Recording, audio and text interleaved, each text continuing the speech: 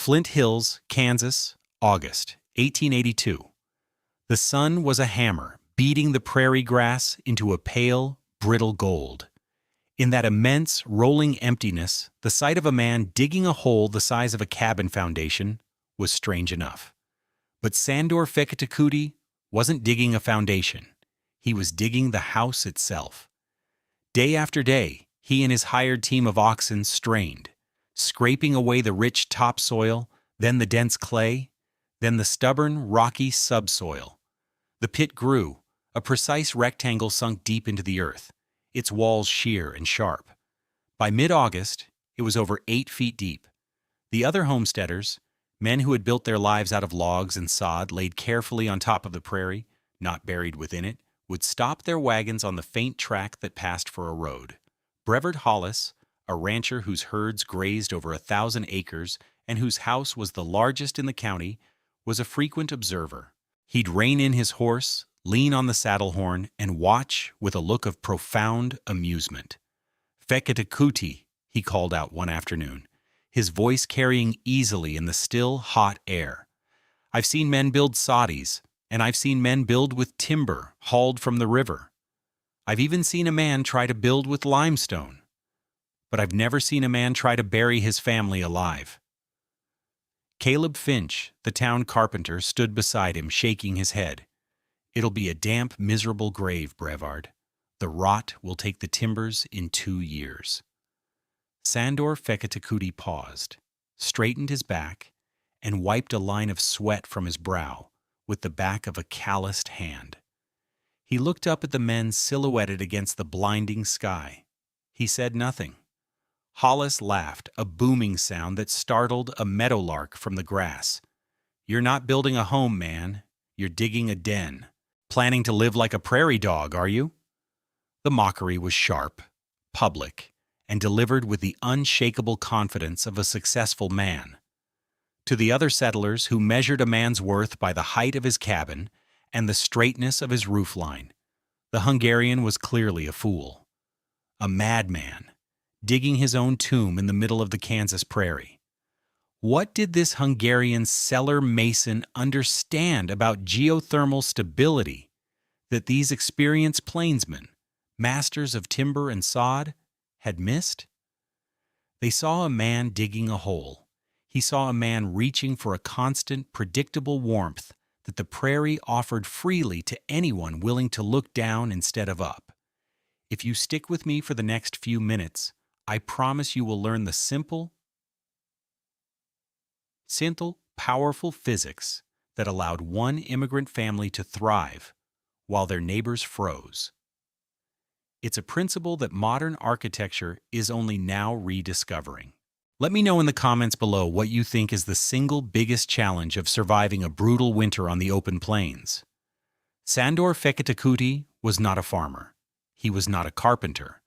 And he was certainly not a frontiersman in the way Americans understood the term. In the old country, in the rolling hills of Tokaj in Hungary, he was a pincemester, a cellar master.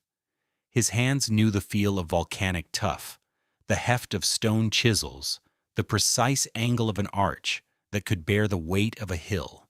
He didn't work with wood. He worked with the earth itself. His trade was carving vast, cool, silent labyrinths into the hillsides, wine cellars that held a constant temperature year-round, protecting the precious Tokaji wine from the sweltering summers and bitter winters. He understood thermal mass not as a theory, but as a lived reality. He knew in his bones that 10 feet of earth was a better blanket than 10 inches of wood. He had come to America with his wife Ilona and their 2 small children, Laszlo and Zsofia, for the promise of land.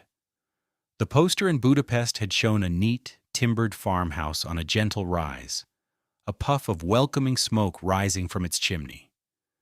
The reality, they discovered, was a brutal, wind-swept sea of grass that would test a man to his breaking point. Their first winter in 1881 was the crucible that forged Sandor's strange new plan. They had built a small, conventional cabin, just as their neighbors had, with cottonwood logs chinked with mud and grass. They had a good cast-iron stove, and a mountain of firewood stacked against the west wall. It was not enough. The Kansas winter descended not as a gentle season, but as an invading army.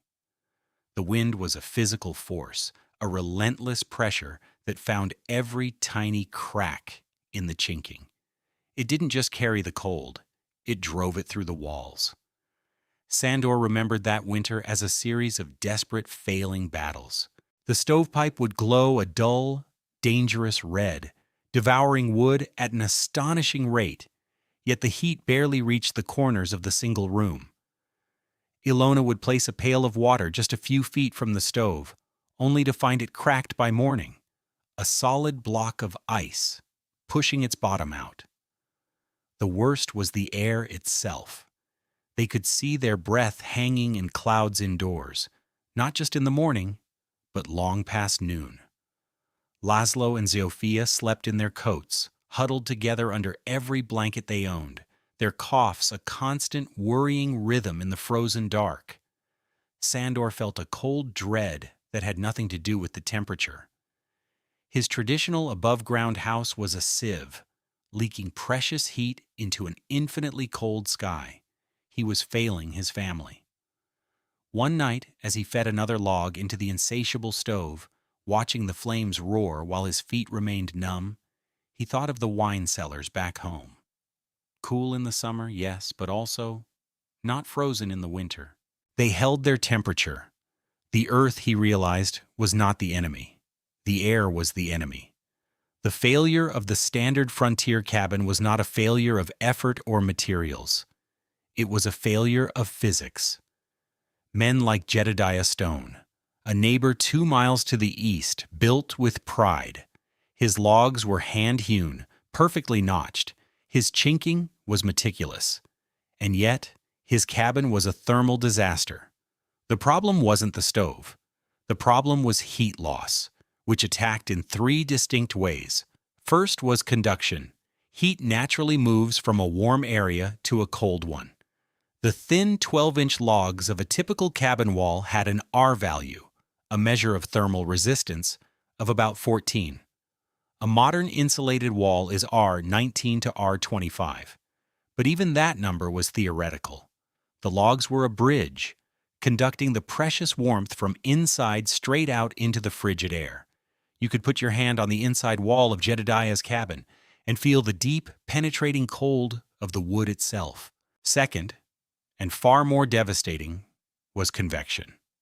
The wind, that relentless Kansas wind, created a pressure differential.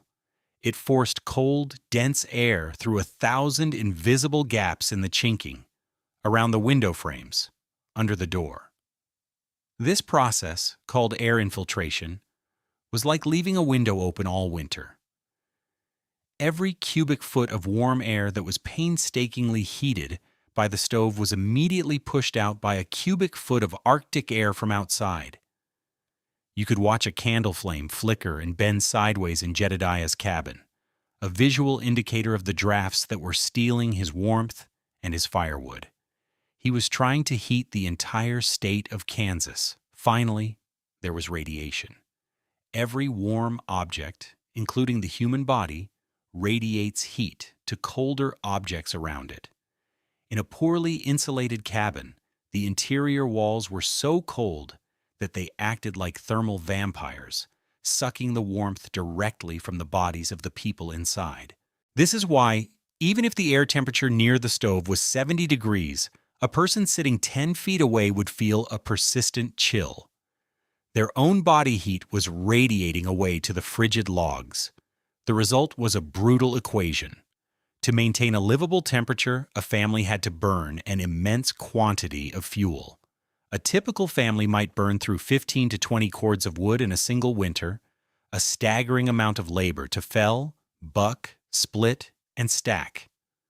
Martha Gable, a widow with 3 children, spent most of her meager savings on wood, and her sons spent every waking hour hauling it. Still, her cabin was a place of misery, where the fight against the cold was a losing day-to-day struggle. These settlers weren't lazy or foolish. They were building according to the inherited wisdom of the forested lands they had come from. But the Flint Hills were not the Ohio Valley.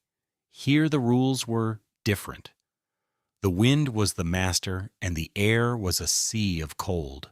Sandor Feketekuti's solution was to refuse to play the game. He would not build in the air. He would build in the earth.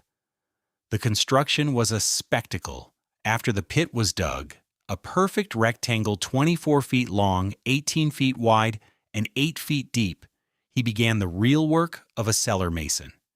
He hired a wagon to haul fieldstone from the creek beds. He wasn't building flimsy retaining walls. He was laying a foundation of immense stability 2 feet thick at the base, mortared with a mixture of clay and lime. These stone walls rose from the floor of the pit to a height of 7 feet, creating the solid, immovable perimeter of his home. This was the work he knew, the patient, precise laying of stone upon stone. Caleb Finch, the carpenter, came by again, this time offering what he considered helpful advice. "Sandor, you have to put in a vapor barrier. Tar paper at least. If you don't, the damp will come right through that stone. Your bedding will mold. Your flour will spoil. You'll be sick before Christmas." Sandor paused from setting a heavy cornerstone. He looked at the carpenter, then at the dry, sun-baked clay walls of the pit. "The water is down deep," he said, his English thick but clear. "This high the earth is dry." He simply returned to his work. The roof was the most ingenious part. He laid heavy cottonwood beams, salvaged from a washed-out bridge, across the stone walls. On top of these, he placed a tight layer of 1-inch thick planks. Then came the part that baffled everyone. He layered tar paper not for moisture from the ground, but for moisture from above. On top of the tar paper, he and Elona carefully placed a thick layer of prairie sod, cut in dense, root-filled rectangles. But they placed it upside down, with the grass facing down against the tar paper. This created a dense, tightly packed layer of soil. On top of this inverted sod, they piled the excavated earth, a layer nearly 2 feet thick, carefully graded and tapered to blend seamlessly with the surrounding prairie. When they were done, the roof was not a roof at all. It was just land. They planted the same native grasses on top. By the time the first rains of September came, the roof had begun to grow. The only entrance was a single, protected door on the south-facing side. It didn't open flush with the ground, but at the bottom of a deep, angled, stone-lined staircase that acted as a cold trap, preventing the wind from ever blowing directly into the house. 2 small, deep-set windows were also placed on the south wall to catch the low winter sun. A single, sturdy stone chimney rose from the center of the earthen roof. When it was finished, from 100 yards away, the Feketekuti home was invisible. All that could be seen was a gentle, grassy mound, a single stovepipe puffing smoke, and a dark slash in the earth that was the entrance. Brevard Hollis made one final visit before the first snow. He sat on his horse, staring at the chimney pipe sticking out of the ground. "Well, Feketekuti," he drawled, unable to keep the scorn from his voice, "you've done it. You've built the damnedest prairie dog town I've ever seen. I'll be sure to send word when we find your frozen bodies in the spring." Sandor was fitting the heavy wooden door at the bottom of the stairs. He looked up at Hollis, a glint in his eye. "In my house," he said quietly, "the walls are 2 feet of stone and 8 feet of earth. What are your walls made of, Mr. Hollis?" To understand why Sandor was so confident, you have to understand the fundamental physics he was exploiting: geothermal stability. The surface of the Earth experiences wild temperature swings, from over 100 degrees Fahrenheit in the summer to well below zero in the winter. But that volatility is remarkably shallow. Below a certain depth known as the frost line, the temperature of the Earth remains almost constant year-round. This is because the Earth acts as an enormous thermal battery. All summer long, it absorbs the sun's energy. Its immense mass, trillions of tons of soil and rock, stores that heat with incredible efficiency. It takes months for the winter cold to penetrate even a few feet down, and by then, spring is already returning. In the Flint Hills of Kansas, the frost line is about 3 feet deep. Below that level, the ground holds a steady, reliable temperature of approximately 55 degrees Fahrenheit, day and night, all year long. This single fact changes the entire heating equation. Consider Brevard Hollis's well-built ranch house. On a January night when the outside temperature plunged to minus 10 degrees Fahrenheit, his stove had to fight an astonishing 80-degree temperature difference to keep the inside at a barely comfortable 70 degrees Fahrenheit. The British thermal units, or BTUs, required to bridge that gap were immense. Every surface of his house, the walls, the roof, the floor, was a battleground, constantly losing that expensive heat to the Arctic air. Now consider Sandor's dugout. The vast majority of his home's surface area, the floor and 3.5 of the walls, was not touching minus 10 degrees Fahrenheit air. It was touching 55 degrees Fahrenheit earth. The only significant exposure to the cold was the heavily insulated sod roof and the small, south-facing wall with its protected door and windows. To get his home to a comfortable 70 degrees Fahrenheit, Sandor's stove didn't have an 80-degree gap to bridge. It had a mere 15-degree gap. The earth itself was doing the heavy lifting. It was providing a baseline of 55 degrees for free. The energy required to heat a space by 15 degrees is exponentially less than the energy required to heat it by 80 degrees. Sandor wasn't just saving firewood, he was operating in a completely different thermal reality. The skeptics who worried about dampness failed to understand that below the frost line, the ground isn't a damp, muddy swamp. It's a zone of stable temperature and relatively low moisture, far removed from the freeze-thaw cycles of the surface. Sandor Feketekuti hadn't buried his family in a cold, damp hole. He had nestled them inside a massive, perfectly insulated 55-degree thermal blanket. That winter, the Prairie decided to test his theory with a vengeance. In early January of 1883, a storm system of unprecedented ferocity stalled over the Great Plains. It began not with a gentle snowfall, but with a blast of wind that was like a solid wall. The temperature plummeted 40 degrees in 3 hours. Then the snow began, fine and hard as sand, driven horizontally by the gale.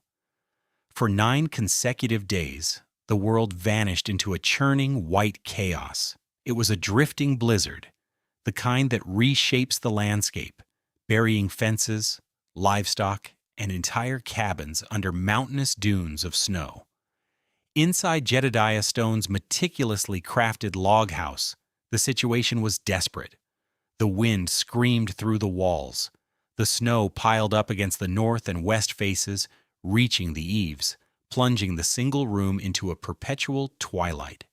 Jedediah and his wife stuffed rags and spare clothes into the cracks around the window, but it was useless.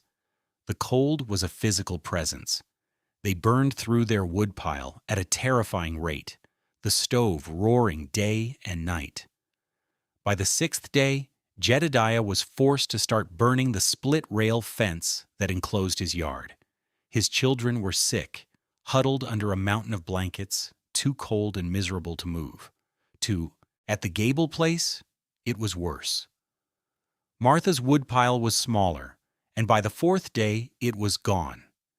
She began burning furniture, first a broken chair, then a small table, then the cradle her youngest had outgrown. The smoke from the green, poorly burning wood filled the cabin, and the cold was relentless. But inside the Feketekuti dugout, a different reality prevailed. The storm was not a roar. It was a distant, muffled whisper. The 2 feet of earth and sod on the roof absorbed the sound of the gale completely. There were no drafts, not one. The air inside was perfectly still. The only sound was the quiet crackle of the small fire in the stove. And it was a small fire. Sandor kept it fed with just a few logs at a time, maintaining a low, steady burn that kept the single, large room at a constant, comfortable temperature. The scene was one of surreal domestic peace. Ilona, finding their life utterly undisrupted by the blizzard of the century raging above, decided to make noodles for soup. She worked at the large wooden table in the center of the room, rolling out the dough until it was paper thin. In any other house on the prairie, the cold air would have made the dough stiff and impossible to work with. Here it was pliable and soft. Zofia sat on the floor, which was made of packed earth but covered with a few simple rugs, playing with a corn husk doll. The floor wasn't warm, but it was not the soul-stealing cold of a wooden floor set over frozen ground.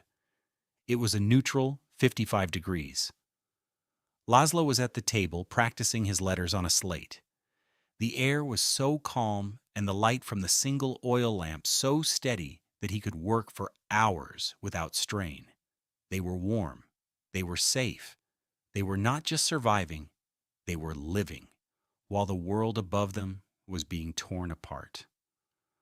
On the morning of the 10th day, the wind finally died. The silence was as profound as the noise had been. The sun rose on a world transformed, a blinding white desert of sculpted snowdrifts that had buried the familiar landscape. Brevard Hollis, his own ranch house having survived, but at the cost of half his winter wood supply, put on his heaviest coat and rode out to check on his cattle. The scene was devastating. Dozens of animals, caught in the open, had frozen where they stood, statues of ice half buried in the snow. Others had drifted into ravines and been suffocated by the snow.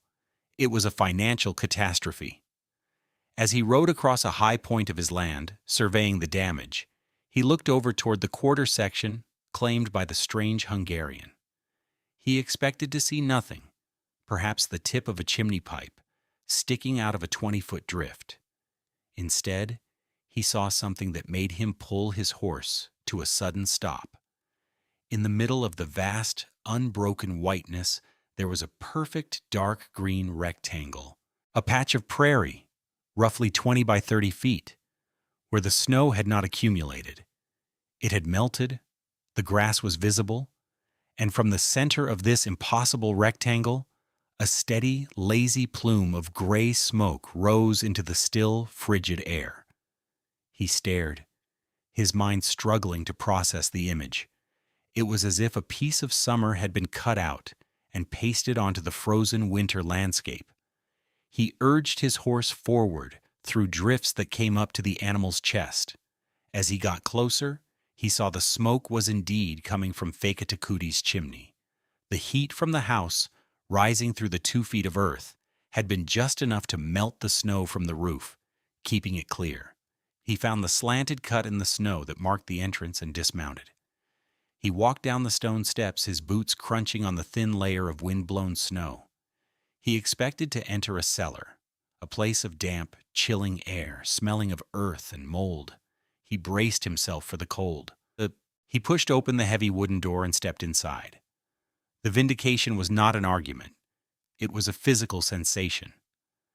The air that met him was warm, not hot and dry like the air near a roaring stove, but a gentle uniform, an utterly still warmth. It was silent. He took off his hat, his gloved hands fumbling slightly. He saw the family at their table finishing a morning meal. They looked up, surprised, but not alarmed. Sandor nodded a greeting. "Mr. Hollis." Hollis was speechless for a moment. He looked around the room. It was simple, even sparse, but it was a home. It was clean, dry, and impossibly comfortable. His eyes landed on a small desk in the corner where Sandor kept his accounts. On the desk was a bottle of black ink and a pen. Hollis felt a jolt of recognition. The ink bottle on his own desk in his fine, timbered house had frozen solid on the third night of the storm and cracked, leaving a black, icy stain on his ledger. This ink was liquid. It was a small, mundane detail, but it was the most powerful proof imaginable. It was the evidence of a place where the basic laws of winter had been suspended. Hollis finally found his voice, which was quiet and full of a new, profound respect. He looked at Sandor, at the simple stone walls, at the children in their shirt sleeves. "You didn't build a house, Feketekuti," he said, the words coming slowly as the full realization dawned on him. "You built a season." News of the Feketekuti dugout spread not through boasts, but through the quiet testimony of a man of God. In late February, a circuit-riding preacher named Micah Evans was caught in a sudden ground blizzard while traveling between settlements. Blinded by the snow, his horse exhausted, he stumbled upon the single chimney, puffing smoke from the ground. Taking it for a sign of providence, he followed it down and found shelter with the Feketekuti family. He stayed for 2 nights, sleeping in a warm, quiet corner, sharing their simple meals and asking Sandor endless questions. Reverend Evans was a man whose words carried weight. He was educated, observant, and trusted by the scattered congregations he served across 3 counties. As he continued his circuit through Chase, Morris, and Lyon counties, he spoke of what he had seen. In his letters to parish leaders and in his sermons, he described the Hungarians' incredible underground home. "He has not fought the winter," Evans wrote in one widely circulated letter, "but has found the Lord's own blanket in the soil. While we shiver above, his family lives in the quiet warmth of the earth itself, burning but a fraction of the wood we require. It is a lesson in humility and wisdom." The story, vouched for by the preacher, became a local legend. That spring, a half-dozen families, having lost nearly everything in the blizzard, came to see Sandor's home. They came not to mock, but to learn. Sandor, a man of few words, taught them by showing them. He explained the importance of digging below the frost line, of building strong walls, of orienting the entrance to the south. By the following autumn, 3 new dugouts, based on his design, were under construction in the region.